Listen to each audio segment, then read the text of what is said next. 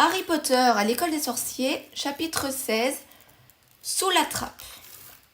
Longtemps encore, Harry se demandait comment il avait pu faire pour passer ses examens tout en ayant sans cesse la hantise de voir Voldemort surgir dans la salle de classe. Pourtant, au fil des jours, il ne faisait aucun doute que Touffu était toujours bien vivant et fidèle au poste. Il faisait une chaleur étouffante, surtout dans la grande salle où se déroulaient les épreuves écrites. Les élèves avaient reçu des plumes neuves auxquelles on avait jeté un sort qui empêchait leurs utilisateurs de tricher. Il y eut aussi un examen pratique.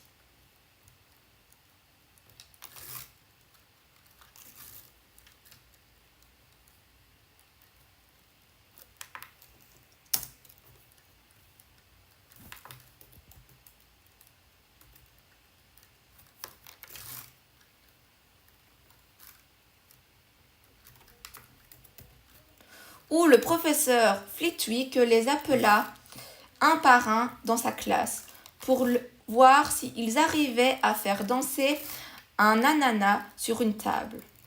Le professeur McGonagall les regarda transformer une souris en tabatière.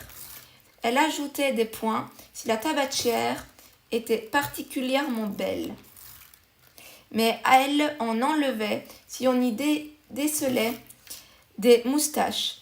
Ils étaient tous pétrifiés devant Rogue qui les surveillait de près pendant qu'ils essayaient de fabriquer une potion d'amnésie. Harry fit de son mieux pour ne pas prêter attention aux douleurs qui, par instants, lui transperçaient le front. Depuis son aventure dans la forêt, il n'arrivait presque plus à dormir. Son ancien cauchemar le réveillait sans cesse, plus effrayant que jamais.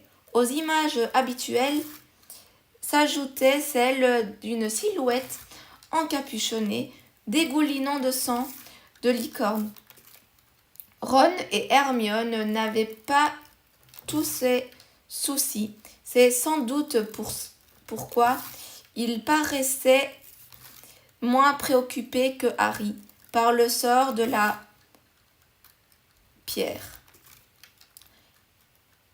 La pensée de Voldemort leur faisait peur, mais il n'était pas présent dans leurs rêves et ils étaient si absorbés par leur révision qu'ils n'avaient guère le temps de s'inquiéter des manigances de Rogue ou de quiconque d'autre.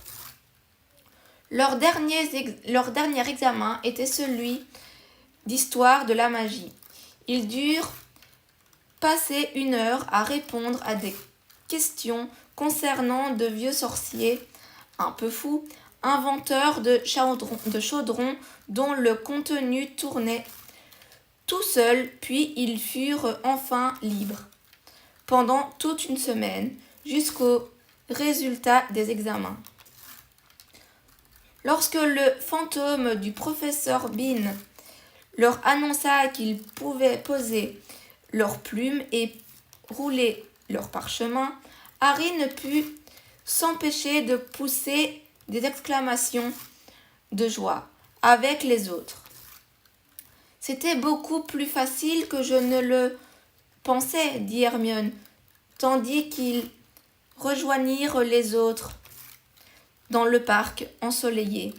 Je n'aurais même pas eu besoin d'apprendre le code de conduite des loups-garous de 1637 ni l'ascension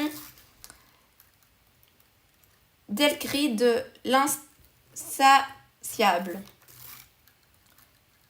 Hermione aimait bien passer en revue les réponses aux examens, mais Ron lui dit que cela le rendait malade et ils se contentèrent d'aller s'allonger sous un arbre au bord du lac. Les jumeaux Weasley chatouillaient les tentacules d'un calamar géant qui se préchauffait entre deux eaux. Fini les révisions, soupira Ron avec bonheur en s'étirant dans l'herbe. Tu pourrais être plus joyeux, Harry. On a une semaine de tranquillité avant de savoir tout ce qu'on a fait de mal. Pour l'instant, plus la peine de s'inquiéter. Harry se frottait le front. J'aimerais bien savoir ce que ça signifie, s'écria-t-il soudain avec colère. Ma cicatrice continue à me faire mal. Ça m'était déjà arrivé avant, mais jamais aussi souvent. Va voir Madame Pomme-Fraîche, suggéra Hermione. Je ne suis pas malade, dit Harry. Je crois plutôt que c'est un avertissement. Il y a un danger qui menace. Détends-toi, conseilla Ron. Hermione a raison, il n'y a rien à craindre pour la pierre tant que Dumbledore est dans les parages. D'ailleurs, on n'a aucune preuve que Rogue ait trouvé le moyen de passer devant Touffu sans se faire mordre. Il a déjà failli se faire arracher la jambe une fois. Il ne va pas recommencer tout de suite. Et le jour où Hagrid laissera tomber Dumbledore, Neville jouera au Quidditch dans l'équipe d'Angleterre. Harry approuva d'un signe de tête, mais il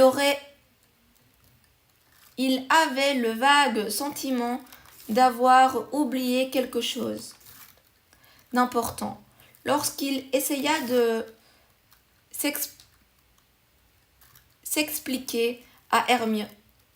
d'expliquer à Hermione, celle-ci répondit. Ce sont les examens qui font ça. La nuit dernière, je me suis réveillée et je me suis mise à relire la moitié de mes notes de métamorphose, avant de me souvenir qu'on avait déjà passé l'examen. Mais Harry était convaincu que son sentiment de malaise n'avait rien à voir avec le travail. Il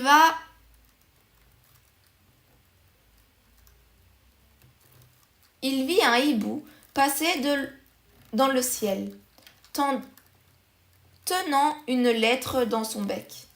Hagrid était le seul à lui envoyer des lettres, mais il ne trahirait pas Dumbledore. Jamais il ne révélerait à quiconque comment faire pour neutraliser Touffu. Jamais. Pourtant, Harry se leva d'un bond. « Où tu vas » demanda Ron d'une voix ensommeillée.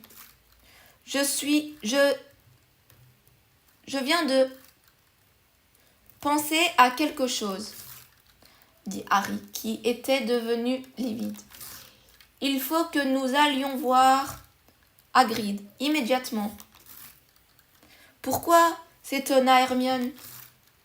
Mais Harry se hâtait déjà vers la cabane et les deux autres se précipitèrent pour le rattraper.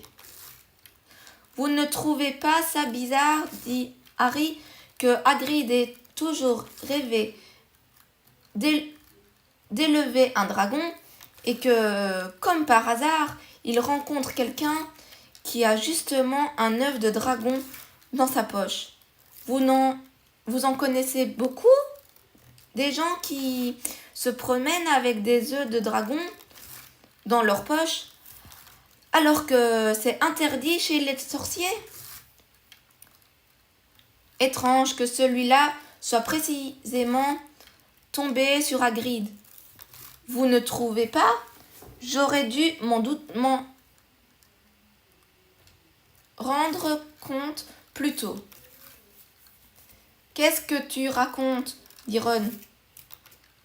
Mais Harry ne répondit pas et se hâta en direction de la forêt. Hagrid était assis dans un fauteuil devant sa cabane. Il avait relevé ses manches et ses bas de pantalon et s'occupait à écosser des petits pois dans un grand bol. Alors, dit-il, c'est fini ces examens? Vous voulez boire quelque chose? Non, on est pressé, dit Harry. J'ai quelque chose à vous demander. Le soir où vous avez gagné Norbert aux cartes, à quoi ressemblait le voyageur qui vous l'a donné? Je ne sais pas, répondit Hagrid. Il a gardé sa cape avec son capuchon sur la tête. En voyant l'air stupéfait des trois autres, il leva les sourcils. Ce n'est pas si étonnant que ça, dit-il. Il y a des tas de gens un peu bizarres dans ce pub. Peut-être que c'était un marchand de dragons. Harry se laissa tomber à côté du bol de petits pois. Qu'est-ce que vous lui avez dit? Demanda-t-il. Vous lui avez parlé de Poudlard? C'est possible que ce soit venu dans la conversation, dit Hagrid, en froissant les sourcils, pour essayer de se rappeler. Ah oui, c'est ça. Il m'a demandé ce que je faisais comme travail et je lui ai dit que j'étais garde-chasse ici. Ensuite, il m'a posé des questions sur le genre de créature dont je m'occupais. Et là, je lui ai dit que j'aurais bien voulu avoir un dragon. Et puis, je ne me souviens plus. Très bien. Il n'arrêtait pas de me payer à boire. Voyons. Ah oui, il a dit qu'il avait justement un œuf de dragon et qu'on pourrait peut-être le jouer aux cartes si ça m'intéressait. Mais il voulait être sûr que je sache m'en occuper et je lui ai répondu qu'après tout fut, je n'aurais pas de mal à m'occuper d'un dragon. Et il s'est intéressé à Touffu? Demanda Harry en essayant de garder son calme. On ne rencontre pas beaucoup de chiens à trois têtes dans la région. Alors, je lui en ai un peu parlé. Je lui ai dit que Touffu était doux comme un mouton quand on savait s'y prendre. Il suffit de lui jouer un air de musique et il s'endort. Hagrid parut soudain horrifié. « Je n'aurais jamais dû vous dire ça, s'écria-t-il. Oubliez-le. Et où allez-vous? Harry, Ron et Hermione ne s'arrêtèrent de courir que lorsqu'ils furent arrivés dans le hall d'entrée du château, qui paraissait sombre et glacé quand on venait du parc. Cette fois, il faut aller voir Dumbledore, dit Harry. Ce voyageur avec son capuchon, c'était soit Rogue, soit Voldemort. Il a dû le faire boire et Hagrid lui a révélé le moyen de passer devant Touffu. J'espère au moins que Dumbledore va nous croire.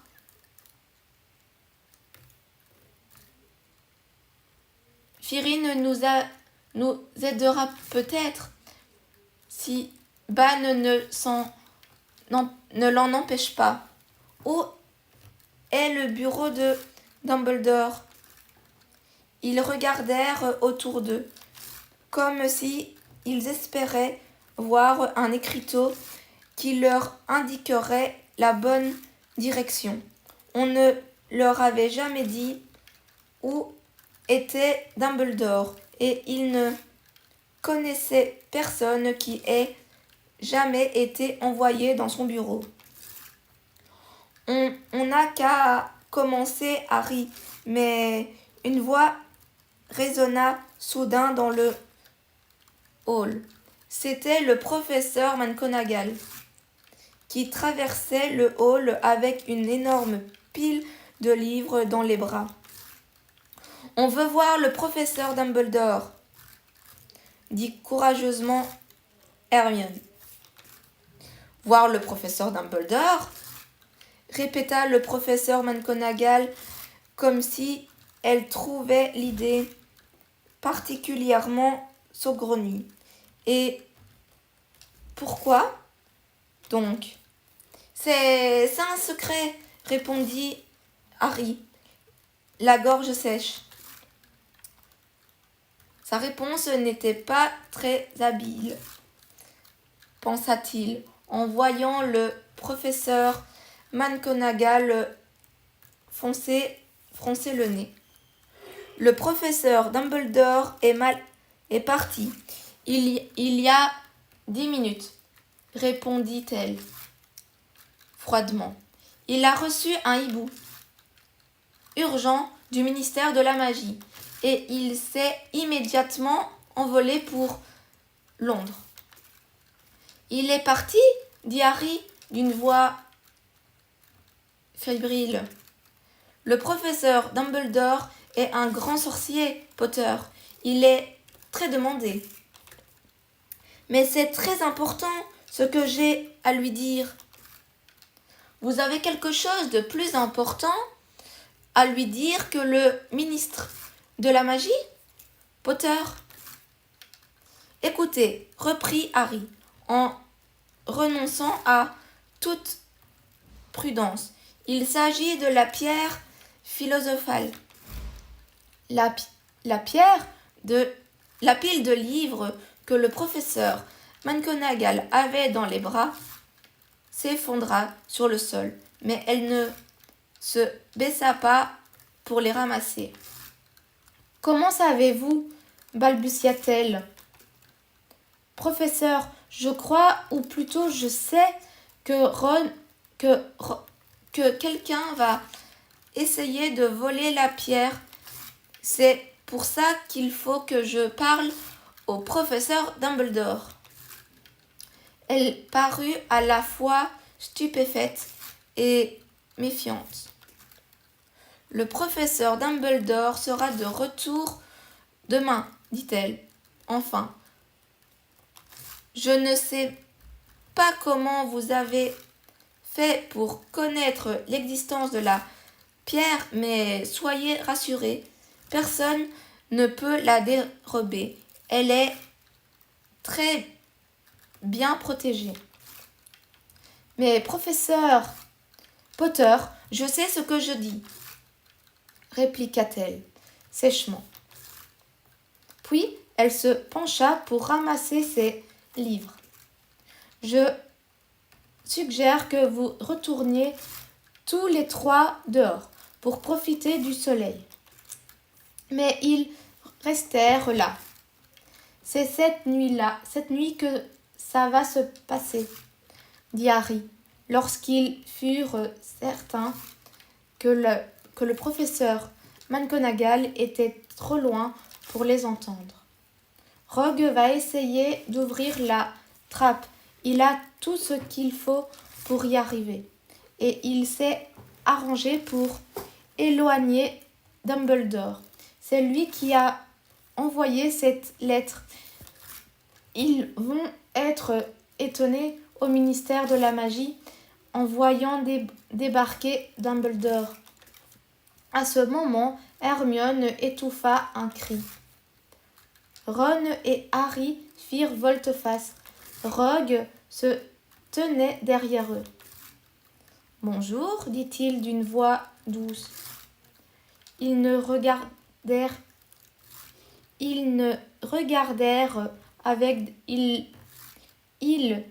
regardèrent avec des yeux ronds.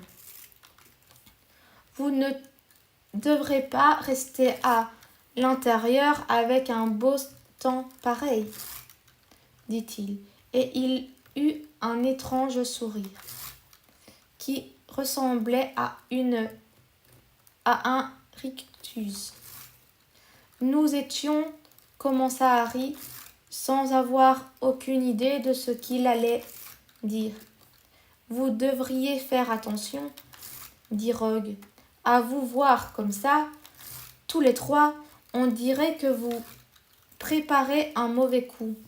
Et Gryffondor ne peut pas se permettre de perdre encore des points, n'est-ce pas? Harry devint écarlate. Ils se tournèrent vers la porte, mais Rogue les arrêta. « Je vous préviens, Potter, dit-il, si vous recommencez à vous promener la nuit,